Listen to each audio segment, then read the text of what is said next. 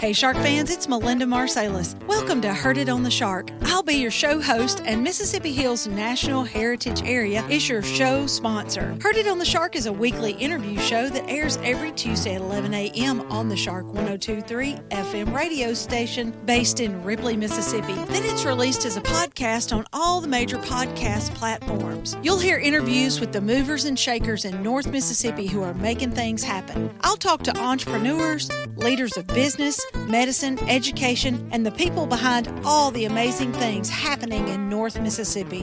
When people ask you, how did you know about that? You'll say, I heard it on the Shark. Heard It on the Shark is brought to you by the Mississippi Hills National Heritage Area. We want you to get out and discover the historic, cultural, natural, scenic, and recreational treasures of the Mississippi Hills that are right in your backyard. And of course, we want you to take the Shark 102.3 FM along for the ride. Musical credit belongs to Hill Country Blues guitar legend Gary Burnside and the late great Buddy Grisham, playing Long Way Home from their album Acoustic Brothers, which was recorded at Sun Bear Studio in Ripley, Mississippi.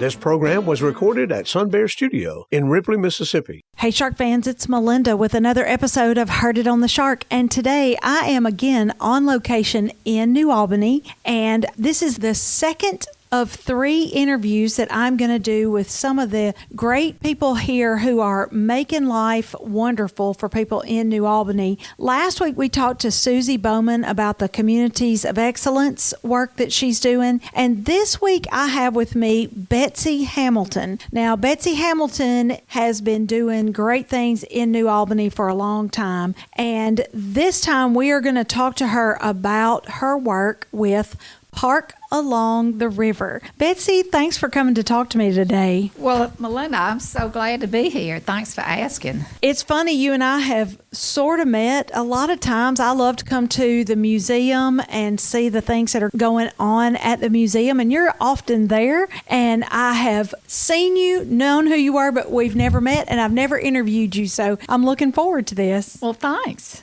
Now, Park Along the River is a jewel. I came upon it by accident one time, and it reminded me of one of those old-timey parks that you used to see when you were a kid that had sort of maybe gone out of fashion these days. And I was really excited to find out that you guys have gotten funding to give it a facelift. So tell me all about that. Well, it's not old-fashioned, but it is old.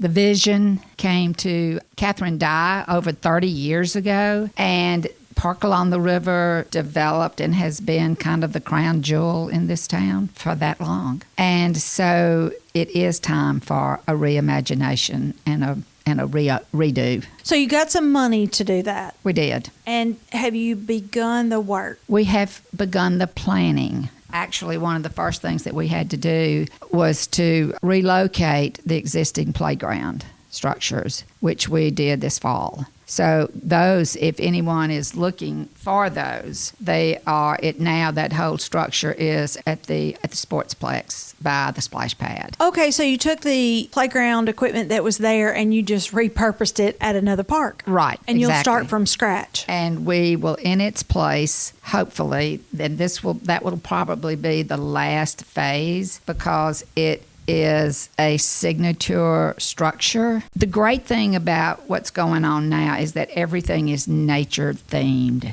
And so we really are excited about that structure because one will find a tree house. Everything is related to nature. It will be for all abilities, 5 to 12. Different structures, lots of activities, and educational. Betsey, would you tell people who are coming to town for the first time, kind of tell them how to get to the park? Well, the easiest way is to take that middle entrance. It's the downtown exit of New Albany off of I-22 to Carter Avenue. And the park is, if you're coming into town, it would be on your left, right before you get to the historic downtown. And I don't know the number of that exit, but it says downtown New Albany. And then there are signs like to the Tanglefoot Trail parking at the library, and it's right across on Carter Avenue, the entrance is from the library. So New Albany, you just said the trailhead. New Albany has so many draws already. You have the Tanglefoot Trail. Trailhead is here. You have so much good dining and downtown shopping. And so to add this family park is just great. It's already great. You're just going to make it better because it's like being inside of a little wooded area. Exactly. Yes, it is. It's very magical. I Yes. love that park. Yes. It has a creek that flows on the east side of it. The whole area is about 11 acres. So there is Camp Creek, and we will have overlooks for Camp Creek, several of those. We will also have a little landing in Camp Creek so children or whoever wants to dabble in the water can have access. And then we'll also have interpretive panel, so it's kind of our cultural heritage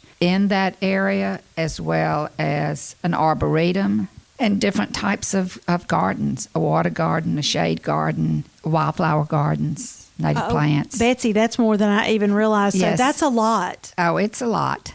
But it's so multifaceted. And then the really fun thing, aside from the big structure, are these little play pockets that are around the pathways. So if you are walking with your child or a grandchild and you're walking around the paths through the park, you can stop in these little pockets where you can play on a bee structure, or you can climb on a butterfly.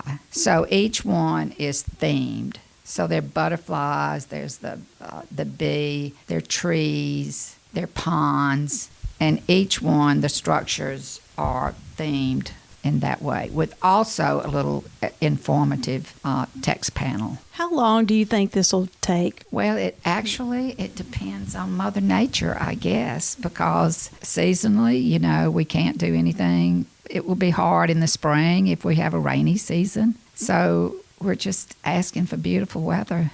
And also the funding, the funding's coming. So it's probably going to take us at least 2 years, and depending on how things go, it could be 3. Yeah, I was thinking 2 or 3 years to get that established. So will the park be available to people during that time? Well, we hope that we would be able to. There again, it kind of just depends on where we are at a different phase or different stages. But the parking, you could possibly walk the trails, and then we might have to close it down when the play structures are installed. We also will have a new pavilion and a new stage at the end. So, it could be that they're just different areas that are closed.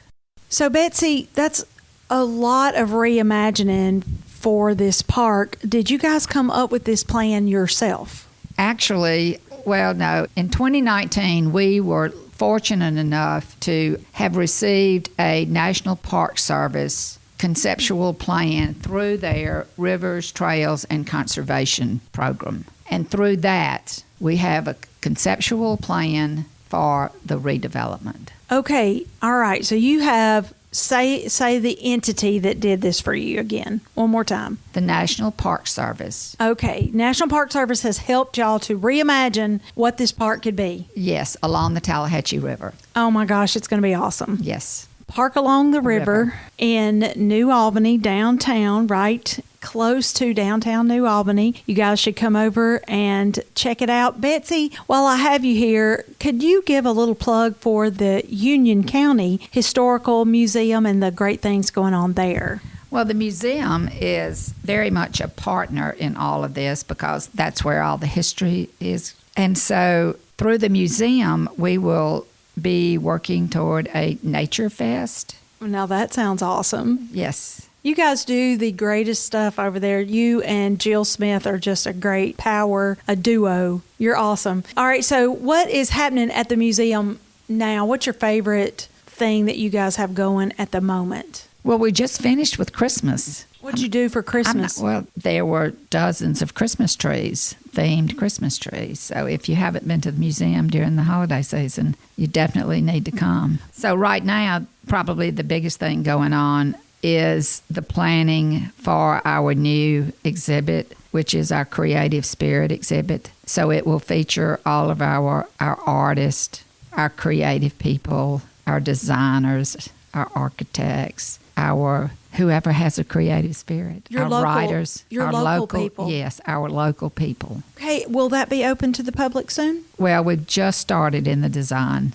phase. Okay, so that's coming up soon. That's coming up. That's the new big exhibit in the next year or two. All right. So, everybody, this has been Betsey Hamilton talking about Park Along the River. You guys can find out more about this. You can look at the New Albany Main Street page. You can go to the Union County Heritage Museum and find out more about the steps that are happening. Betsey, thanks so much for stepping in and talking to me. Thank you so much, Melinda. All right, Shark fans, that's it for this episode of Heard It on the Shark. You can tune in every Tuesday at 11 a.m. to find out what's happening from our local community leaders. If you want access to this interview or all of our interviews, you can go over to our website, shark1023.com, and click on the podcast tab. Keep it tuned to the Shark 1023 and have a great rest of the day. The Mississippi Hills National Heritage Area was established by the United States Congress in 2009 and represents a distinctive cultural landscape shaped by the dynamic intersection of Appalachian and Delta cultures. This intersection has produced a powerful concentration of nationally significant cultural icons, including King of Rock and Roll Elvis Presley, First Lady of Country Music Tammy Wynette, blues legend Howlin Wolf, civil rights icons Ida B. Wells-Barnett and James Meredith, America's favorite playwright Tennessee Williams, and Nobel-Laureate William Faulkner. The stories of the Mississippi Hills are many and powerful, from music and literature to Native American and African American heritage to the Civil War. The Mississippi Hills National Heritage Area supports the local institutions that preserve and share Northeast Mississippi's rich heritage. Begin your discovery of the historic, cultural, natural, scenic, and recreational treasures of our region by visiting the Mississippi Hills National Heritage Area online at mississipphills.org.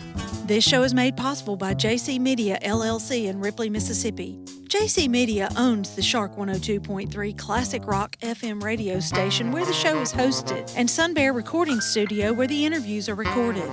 We need your feedback and support. If you listen to the podcast on a player like iTunes, Google Podcasts, or Amazon Music, please subscribe to the show and leave us a review. We also have an email in which you can share your feedback. That email is theshark1023@gmail.com.